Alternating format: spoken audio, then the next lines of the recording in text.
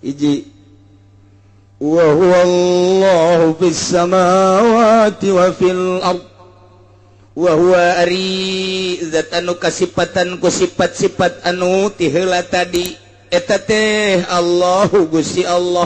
Mana hiji anu kasipatan ku khalaqas samawati wal ard ngadamal 7 lapis langit 7 lapis bumi. 2 wa ja'ala zulumati wan nur nu ngajadikeun peuting jeung beurang ngajadikeun poek jeung cahaya jeung caang. 3 nu ngajadikeun urang tina taneuh tah wa huwa eta teh Allah satet di jero hati asupkeun ka jero sanobari pendem kubur baik-baik di jero hati ulah robah saeutik-eutik acan ti mimiti ayeuna catet Allah teh datang ka hos urang ka bawah Allah pangeran Allah teh mustahikun lil ibadah anu ngahak kana diibadahan samawati di langit malaikat kabeh ibadah wa fil ardi di bumi ulah aya anu diibadahan di langit di bumi salian Allah Allah hiji be Allah nu mana deui Allah teh sifatna ya'lamu sirrakum wa jahrakum nu uningan kana jero hate urang uningan kana banter urang zahir urang edeng urang nu nyahun kana jero jeung luar teu bisa disumput salindungkeun luar mah luar kuari urang ge bisa neuleuh aya nu kadeuleuh ku mata urang mah tapi batin mah teu kadeuleuh Allah mah ya'lamu sirrakum wa jahrakum dek nyumput ka mana urang kadeuleuh bae ku Allah mantak cek Allah aya sia dek maksiat mah los cek Allah wahai Freddy wahai Teddy wahai Alek dek maksiat atuh los ya dek babok dek zina asal ulah di bumi aing sebab di bumi aing mah kanyahoan bae ku aing siksa sia ku aing lamun lain di bumi aing los cak si Alek emang aya kitu atuh pugu tanyakeun ka susia aya los ya ka ditu aya wah tumpang ke mabok atuh sia teu ya'lamu sirrakum wa jahrakum aya mah tusirruna ma tajharun anu dirahasiakeun ku urang disumput salindungkeun kanyahoan ku Gusti Allah anu dijelaskeun kanyahoan ku Gusti Allah bahkan wa ya'lamu ma taksibun nu ku urang dipigawe nyahoan ieu panjang dongengna ieu lamun ku urang ditaliti make ilmu alat naon sabab manusia mah moal kaluar tina sir jeung jahar eta belegedegna kitu teteh aiprak di dieu nyahoan kana ma taksibun usaha-usaha aranjeun sedangkan usaha teh moal kaluar tina hate pagawean teh moal kaluar tina hate jeung awak atuh geus tadi dicaritakeun sirrakum wajahrakum naon hartina atuh kuari ngatopkeun ma taksibun eta teh sarua jeung atuh li nafsi batal teh kos kitu teh mun urang ngatopkeun hiji perkara kana data atuh dinaon diatep-atepkeun salah teh cek ilmuna kos kitu aya kumaha atuh ieu kos kitu disalahkeun disiksa sia nyalahkeun Gusti Allah aju kumaha atuh aing teh nyaho puguh bingung ya di komentar lah ku ahli-ahli tafsir mentek teh urang pelebah eta bertanyakeun coba ka Muhammadiyah jadi sia deuk anti mazhab diuk dirinya siapa bisa aing tuturkeun ka sia teu bisa disoekeun beungeut sia ku wih main suak-suak gue masuk kertas leuwih di kertas siapa dikerekep siapa aing menek nanya ieu bae tah sirro jeung jahro eta teh manusia moal kaluar pagaweana ti sir jeung jahar kuari diatopkeun wa ma taksibun wa ya'lam ma taksibun teh eusina teh sirro jeung jahro kuari ngatopkeun eta ka ditu atuh sarua jeung ngatopkeun eta keleh meunang kan teh sia bisa nuturkeun aing ka sia teu bisa tampiling sia ku aing make otak sia ulah make otak ulama ai sia anti ulama mah aing mah jan cek Imam Syafi'i kieu komentarna aing mah cek Imam Malik kieu komentarna Imam Jalal tah tiba Imam Jalaluddin tah Imam Jalalain tah eta teh berbahasa Syafi'i cek Imam Syafi'i berarti coba cek otak sia awas ya hah awas ya Pak oh tujuan jangan oh tak urwanian ka kalau Muhammadiyah ya saya menyingsieunan doang sebenarnya makanya nah ubalah ulah wani aya oge wani teh budak awas ya ku aing datang sekali deui awas ya ku aing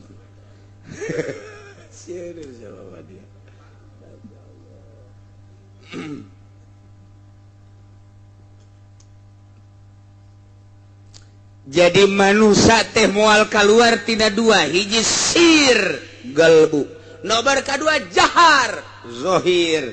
Etalah belegedeg da manusia. Geus berarti Allah manyahuan ke jero hate, Allah manyahuan ka zohir urang.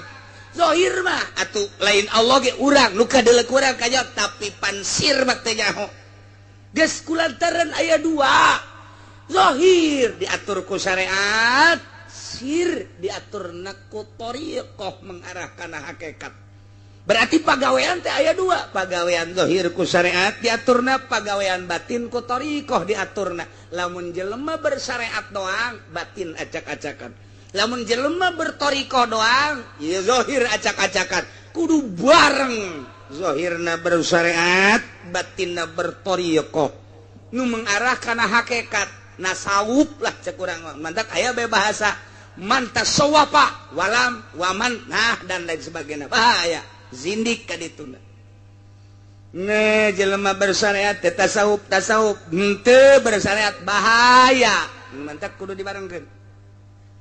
Lamun jelema bersyariat doang jago jasa ilmu alatna, jago jasa ilmu bilagahna, ilmu mantekna, usul fikihna, mikih doang nyana.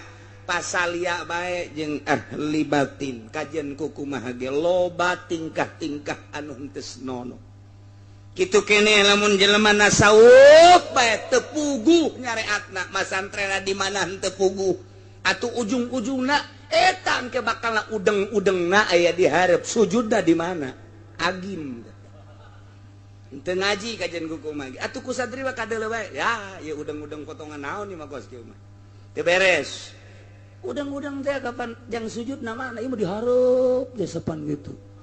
Atuh cak nyani mah lain deuk salat deuk naon make udang-udang atuh jadi disunahkeun ge deuk salat udang-udang mah. Ye, cabok-cabok. Tah teu ngaji teh kos kitu.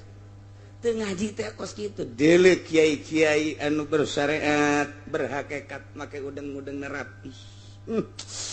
Masya Allah, siap kadeuleuna teh. Lain jang manusia, jang supaya di alam ku Allah. Beda udang-udang hayang di alam ku Allah, jang udang-udang hayang di alam ku manusia. Lain deui. Lain deui atuh. Wow. Ya nama coba saya harus dipoto nih. Ini ya, kayak itu jeung Oma Irama bakal ditu bae.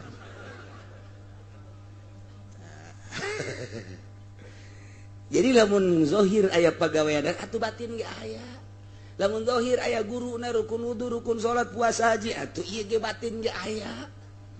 Geus di batin ge atuh aya guruan di dieu. Ja Allah ge ya ulamu sirrakum wa jahrakum. Acan aing mah teu boga guru ge bisa atuh kajeun aya bisa mah. Aya bisa mah los, boro-boro sir, jahr ge teu ngaji hese. Deleukeun coba santri ngalawuduna, mantep jasa santri mah. Set. Tapis teh kadeulna. Masyaallah. Ih, resep jasa. Masya Allah, karena sirah nage set, war, santai, karena tapis jasa, udah pikir sepun jasa, coba dulu budak SMA nu teu ngaji,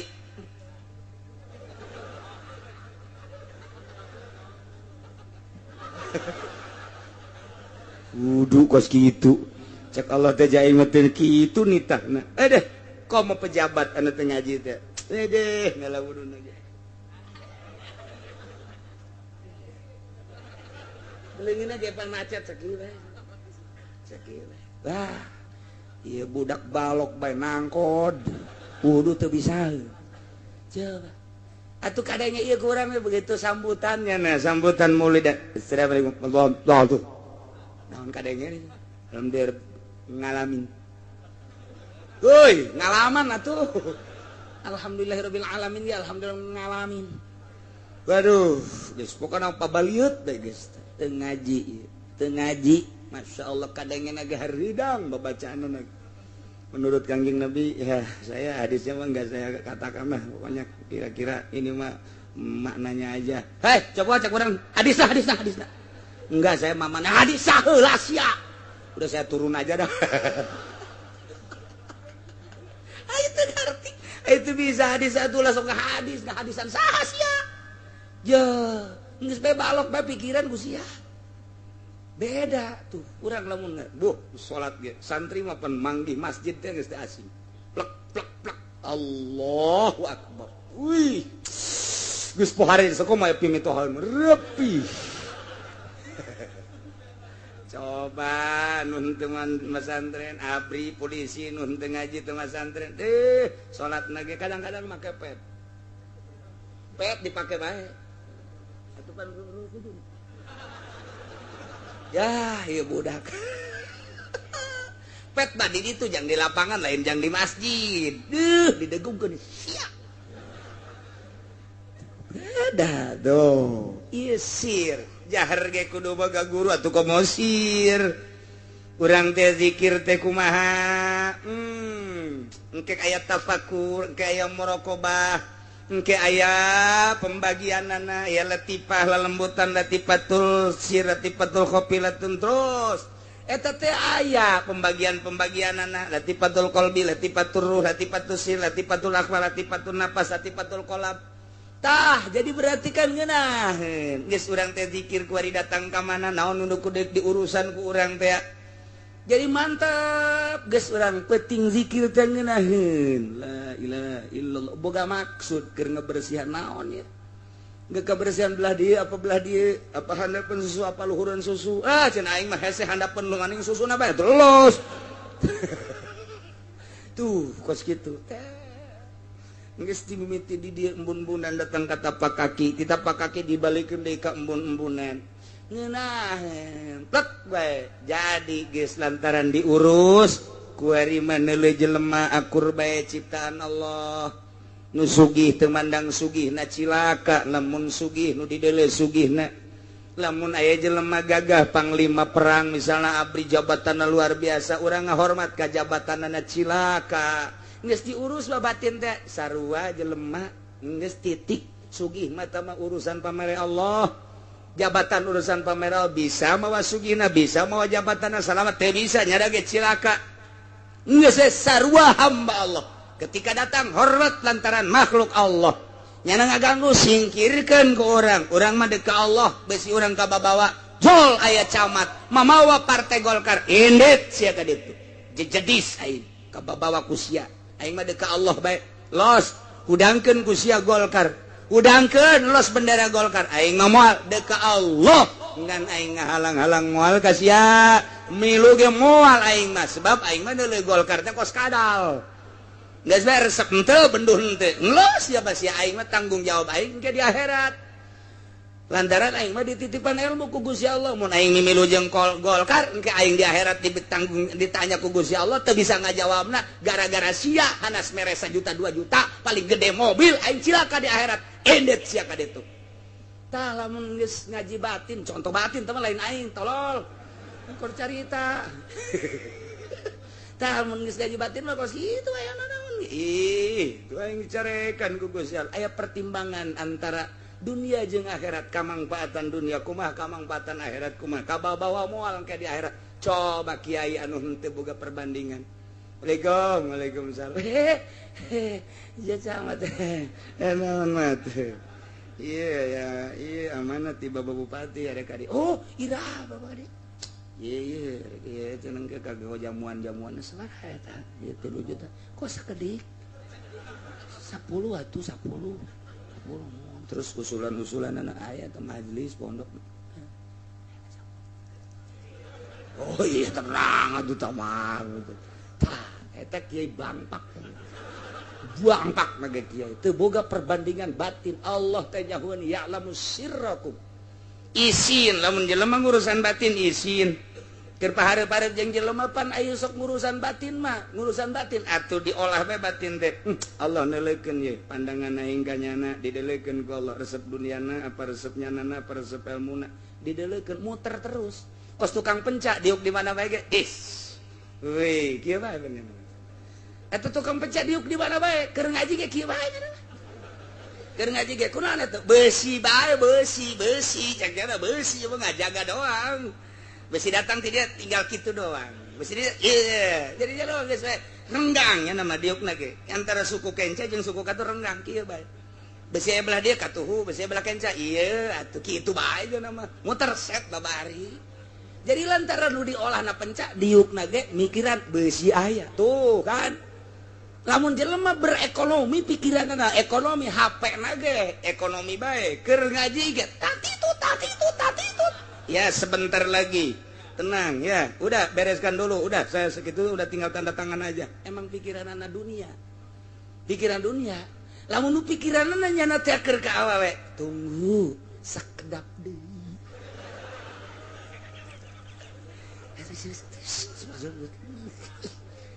sapikiran atuh jelema mah tah lamun mikiran ada sieun ka Allah sir kajawan ku Gusti Allah izin kapanggih jeung saya jeung pejabat Allah neulekeun ka aing Gusti mun aing hajuna memandang kana jabatanana sieun kana jabatanana cak Allah pandang mere aing kunaon sieun kadinya aing nu kudu dipake ka sieun mah atuh sia kunaon ka babawa ku situasi kos kitu awas sia ku aing dia cabut sia nikmat ilmu sia ku aing cabut nah hareupan nu sugih susuganan eta bahasa susuganan tah susuganan alhamdulillah nu sarugi susugan alhamdulillah tah urang didelekeun ku Allah sia teu percaya ka aing make susuganan ka jelema cabut ku aing mantak ngaji mah babari make sirna nu hese iyalah ya'lamu sirrakum wa jahrakum Allah nyahuan kana sir jero hate urang batak diolah sir teh geus memeh diolah kana sir di awak urang aya kolbu di awak urang aya ruh geus ruh jeung kolbu diakurkeun diaru diurus urang dihijikeun kana jadilah sir geus engke eta sir ku urang diolah make pengolahan guru dengan cara zikrullah tafakur muraqabah khidmah dimimitian ku ngahibah teula ka guru nyangakeun sadaya-daya ti luhur sausap rambut ti handap sahebat tampal nyangakeun ka guru dek dibeureum rek dihideung nyana mah kumaha guru bae jadi deuk ka Allah teh melalui tawadu di hareupeun guru berelah ke ku guru wiridan nah ieu nu kudu dilaksanakeun dek ngeuweuhkeun nafsu sir ya'lamu sirrakum wa jahrakum nu mantak deuk salatna ge nyana mah ati-ati lantaran didelekeun ya aing wudu ti Gusti Allah didelekeun ku Gusti Allah bisi salah wudu teh api berangkat cak Gusti Allah ge ulah loba culag cileuk ka ide ka masjid mah kudu tungkul kecuali anu geulis lende geus tong masalah